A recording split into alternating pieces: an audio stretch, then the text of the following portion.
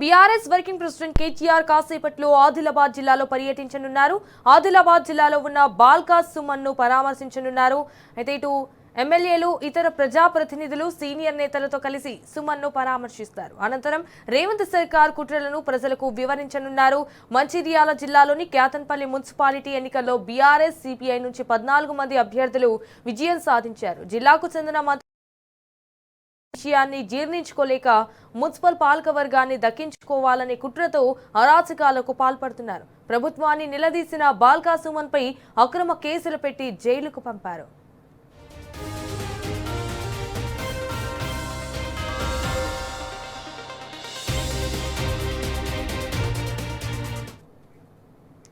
ఇదే విషయానికి సంబంధించి మరిన్ని డీటెయిల్స్ ఆదిలాబాద్ నుంచి మా ప్రతినిధి రాజు లైవ్ ద్వారా అందిస్తారు. రాజు, చెప్పండి. ఇటు బీఆర్ఎస్ వర్కింగ్ ప్రెసిడెంట్ కేటీఆర్ అయితే కాసేపట్లో ఆదిలాబాద్ జిల్లాలో పర్యటించనున్నారు అన్నట్టుగా తెలుస్తోంది. సో దీనికి సంబంధించిన అప్డేట్స్ ఏంటి?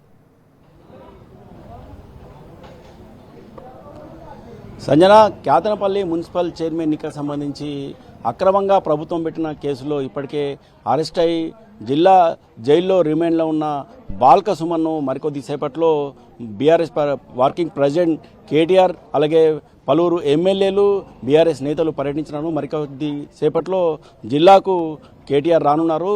ఈ సందర్భంగా పెద్ద ఎత్తున బీఆర్ఎస్ నేతలు జిల్లా కేంద్రానికి తరలి వస్తున్నారు. ఉమ్మడి ఆదిలాబాద్ జిల్లా వ్యాప్తంగా కూడా ఇటు మంచిర్యాల నుంచి, ఆసిఫాబాద్ నుంచి, నిర్మల్ నుంచి కూడా, ఆదిలాబాద్ నుంచి కూడా నియోజకవర్గాల వారీగా బీఆర్ఎస్ నేతలు, కార్యకర్తలు జిల్లా కేంద్రానికి తరలి వస్తున్నారు.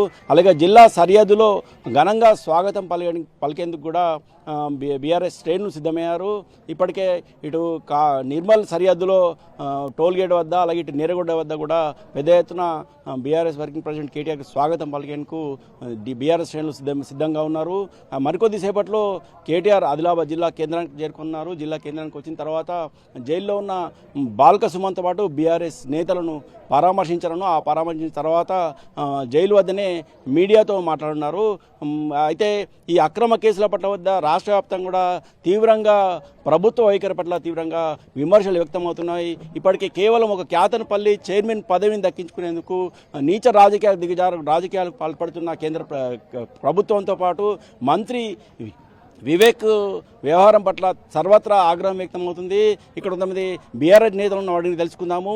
ఇప్పటికే ఇటు బాల్క సుమన్ పై కేసులు పెట్టడంతో పాటు నిన్న ఆసిఫాబాద్ ఎమ్మెల్యే కోవలక్ష్మిపై కూడా అక్రమంగా కేసు బనాయించడం జరిగింది. ఈ కేసులపై తీవ్రంగా బీఆర్ఎస్ నేతలు ఆగ్రహం వ్యక్తం చేస్తున్నారు. బీఆర్ఎస్ అడిగి తెలుసుకుందాము. సార్ చెప్పండి, ఈ కేసులను ఏ విధంగా చూడొచ్చు? ఇప్పటికే బాల్క సుమన్ పై కేసులు పెట్టి రిమాండ్ జైలుకు తరలించాడు. నిన్న కోవలక్ష్మిపై అరెస్ట్ చేసి జైలుకు పెట్టేందుకు ప్రయత్నం చేస్తున్నారు. ఈ ప్రభుత్వ నీచ రాజకీయాలు ఏ విధంగా చూడవచ్చు? ముఖ్యంగా ఈరోజు ఏదైతే మన కార్యనిర్వాహక అధ్యక్షులు కేటీఆర్ గారు ఈరోజు బాల్క సుమన్ గారిని పరామర్శించడానికి రావడం చాలా ఆనందదాయకం. ఇలాగే ఫ్యూచర్లో కూడా కార్యకర్తలను కడుపులో పెట్టుకొని చూసుకుంటారని చెప్పేసి మేము ఆశిస్తూ ఉన్నాం. ఈరోజు క్యాతన్పల్లిలో ఏదైతే ఈ దౌర్జన్యకాండ ఏదైతే జరుగుతూ ఉన్నదో దీన్ని ప్రజలు పూర్తిగా గమనిస్తూ ఉన్నారు. ఒకటి చెప్పదలుచుకున్నాం మేము కాంగ్రెస్ పార్టీ నాయకులకు, బీఆర్ఎస్ పార్టీ అని అంటే ఉద్యమంలో నుంచి పుట్టిన పార్టీ ఇది కేసులకు భయపడే పార్టీ కాదు. మీరెన్ని అక్రమ కేసులు బనాయించినా, మీరెన్ని గృహ నిర్బంధాలు చేసినా బీఆర్ఎస్ పార్టీ భయపడే పార్టీ కాదు, ఎవరికి అదిరే పార్టీ కాదు, బెదిరే పార్టీ కాదు. మేము ఈరోజు కాంగ్రెస్ పార్టీ నాయకులకు, ఇక్కడ ఉన్నటువంటి పోలీసులకు మేము సవాల్ చేస్తూ ఉన్నాం. మేమే జైలు బరో ఈ కార్యక్రమాన్ని చేయాలని చెప్పేసి అనుకుంటా ఉన్నాం. మీరు ఇన్ని అక్రమ కేసులు పెట్టి మీరు ఈ యొక్క ప్రజాస్వామ్యాన్ని కూని చేయాలని చెప్పేసి చూస్తూ ఉన్నారు. మీరు చేస్తున్నటువంటి ఈ ప్రతి ఒక్క పనిని ప్రజలు గమనిస్తూ ఉన్నారు. మీకు పుట్టగతులు లేకుండా చేస్తారని చెప్పేసి ఈ సందర్భంగా మేము తెలియజేస్తూ ఉన్నాం. మీరు చెప్పండి, అక్రమ కేసు ఏ విధంగా చూడవచ్చు? అక్రమ కేసులు టీఆర్ఎస్ నేతల మీద పెట్టడము, మన బాల్క సుమన్ ఒక క్యాతన్పల్లి మున్సిపాలిటీని దక్కించుకునేందుకు కాంగ్రెస్ ఎంత అరాచక పాలన, నీచ దిగజారిందని ప్రజలు గమనిస్తున్నారు. ఇది రాక్షసుల పాలన, మరి ప్రజల పాలన. మరి కాకపోతే మొన్న కోవలక్ష్మిని కూడా అరెస్ట్ చేస్తామని మొన్న పోయినలట. అది కరెక్ట్ కాదు. కోర్టుకు కస్టడీ తీసుకోవాలంటే ఎవరిని తీసుకుంటారు? చట్టానికి తెలదా? దొంగలను తీసుకుంటారు కస్టడీకి. అతను ఒక ఎమ్మెల్యే, అతన్ని అట్లా తీసుకుంటారు. చాలా దారుణం. మాకేం అర్థమైపోయిందంటే ఇల్లు భయంకు లొంగిపోతున్నారు. ఏమంటే కస్టడీని దొంగలను తీసుకుంటారు, ఒక ఎమ్మెల్యేని తీసుకుంటారా? అలాగే తెలదా? ఈ వ్యవస్థను రాజ్యాంగ వ్యవస్థను కూని చేస్తున్నారు. ఇట్లా జరిగితే కాంగ్రెస్ పుట్టగతులు ఉండయి. ఒక్క కార్యకర్త కూడా జైలుకు పోతే జైలు సరిపోవు. ఎందుకంటే మేము అందరం రెడీ ఉన్నాం. ఎప్పటికన్నా ఈ పార్టీ అనేది ఉద్యమంలో నుంచి వచ్చింది. ఎప్పుడన్నా కానీ మేము దేనికన్నా రెడీ ఉంటామని మేము నిరూపించుకుంటున్నాం. మీరు చెప్పండి, ఈ అక్రమ కేసులు ఏ విధంగా చూడవచ్చు? నిన్న మొన్న కూడా కేసుల మీద కేసులు పెట్టడం జరిగింది. ఇప్పటికే 20 మందిపై కేసులు పెట్టడం జరిగింది. నిన్న కోవలక్ష్మిపై కూడా కేసులు పెట్టడం జరిగింది. ఈరోజు కోర్టులో వాదన వినిపిస్తుంది జరుగుతున్నది. అయితే దీన్ని ఏ విధంగా చూడొచ్చు? ఆల్రెడీ కేసు అయింది, ఆల్రెడీ ఇన్వెస్టిగేషన్ అయిపోయింది. వాళ్ళు సీడీల రూపంలో కూడా సబ్మిట్ చేయడం అనేది జరిగిన తర్వాత ఈరోజు ఏదైతే కోవలక్ష్మి అక్కని A12గా చేర్చడం, ఇది రాజకీయ కుట్రనే. యావత్ రాష్ట్రం అంతా ఇప్పుడు ఈ యొక్క ఏదైతే క్యాతన్పల్లి మున్సిపాలిటీపై దౌర్జన్య రాజకీయాలు జరుగుతున్నాయో అవన్నీ అబ్జర్వ్ చేస్తూ ఉన్నారు. ఎందుకంటే A12గా చేర్చే కోవలక్ష్మి అక్క ఆ రోజు పరామర్శించడానికి కూడా హరీష్ రావు గారితో రావడం జరిగింది. వారి యొక్క ఉద్దేశం ఏమి? రేపటి రోజు బీఆర్ఎస్ కార్యకర్తలను ప్రలోభాలకు గురి చేసి ఈ యొక్క పార్టీని ఏ విధంగా డౌన్ఫాల్ చేయాలనే ఉద్దేశం వారికి ఉన్నది.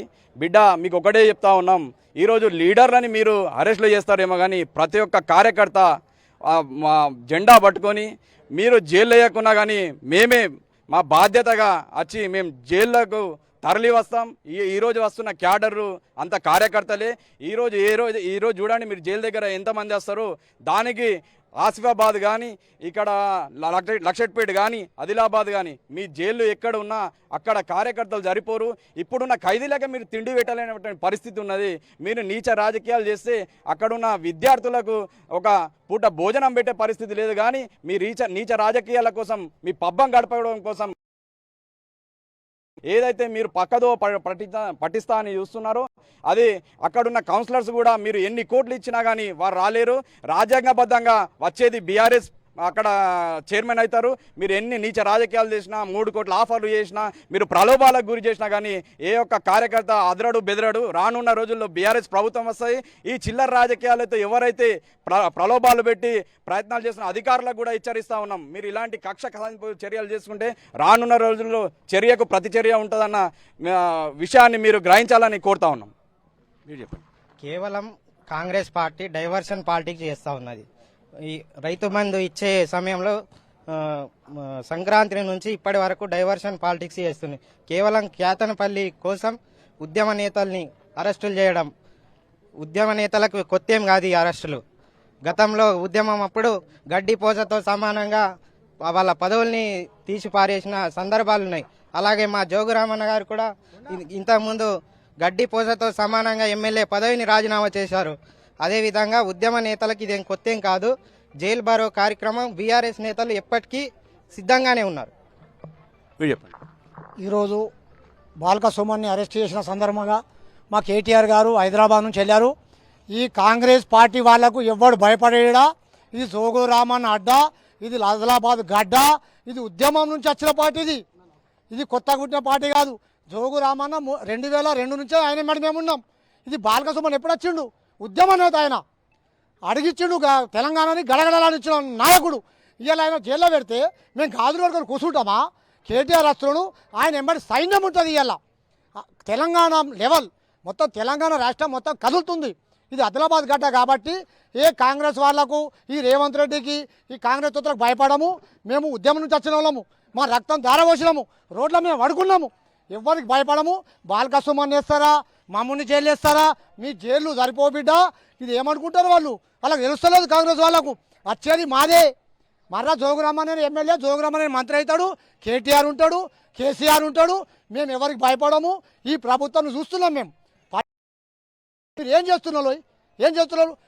టక్కుమని రింగ్ అవుతుండే మాకు డబ్బులు వస్తున్నాడా? 16 తారీఖు అన్నాడు, 18 తారీఖు అన్నాడు. మేము పిసోల మధ్యలో చూస్తున్నాం రైతులము. ఇవాళ ఏం తారీఖు? ఇప్పుడు ఏం డేట్ ఉన్నది? ఇవాళ మేము ఎంత పాగాలు ఉన్నది, రైతులు ఎంత పరిశ్రమ అవుతున్నారు. మనం చూద్దాం వస్తున్నాలా? మున్సిపాలిటీ ఎలక్షన్ అంటారు, మున్సిపాలిటీ ఇప్పుడు జడ్పీటీసీ అంటారు, జడ్పీటీసీ మళ్ళీ ఏమంటారు? డీసీసీబీ ఎలక్షన్ అంటారా?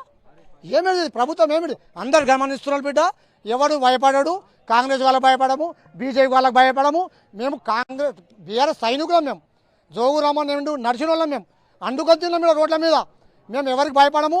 ఎందరో నమ్ముడు పోని ఈ పార్టీ వాళ్ళు జోగు రామన్ పడున్నాడు. ఎవడు జై తెలంగాణ. అక్రమ అరెస్టుల మీద ఏదైతే ఉద్యమ నాయకుడు మరి పార్టీ ఎంపీగా అదేవిధంగా ఎమ్మెల్యేగా విప్గా పనిచేసి ఆయన మరి కేతనపల్లి మున్సిపాలిటీకి సంబంధించి మెజార్టీ స్థానాలు కైవసం చేసుకున్నప్పటికీ కూడా మరి కావాలని ఏదైతే మంత్రి వివేక్ గారు మరి కావాలని ఆయనని మరి ఏ విధంగా అయినా మున్సిపాలిటీని కైవసం చేసుకున్న ఉద్దేశంతో మరి అరెస్ట్ చేసి వేధించడం జరుగుతుంది. మొన్న మరి హరీష్ రావు గారు రావడం జరిగింది. నిన్న మన సమయటువంటి మంత్రి కొప్పులీశ్వరరావు మాజీ మంత్రి గారు రావడం జరిగింది. ఈరోజు మరి మా వర్కింగ్ ప్రెసిడెంట్ కేటీఆర్ గారు కూడా మరి బాల్కా సుమన్ గారికి మేము అండగా ఉంటాం, ఏదైతే అరెస్ట్ అయిన వారికి మేము అండగా ఉంటాం, మా బీఆర్ఎస్ పార్టీ శ్రేణులకు ఎవరికి ఏమైనా కూడా మేము ఆదుకుంటాం, వారికి భరోసా ఇస్తామనేటువంటి దాంట్లో భాగంగా ఈరోజు మా పార్టీ తరఫున ఆదిలాబాద్ జిల్లా శాఖ తరఫున కూడా పూర్తిగా మా సైనికులందరూ కూడా కేటీఆర్ ఎంపటి తరలి రావడం జరుగుతుంది. మరికొద్ది సేపట్లో బీఆర్ఎస్ వర్కింగ్ ప్రెసిడెంట్ కేటీఆర్ జిల్లా కేంద్రానికి తరలిరానున్నారు.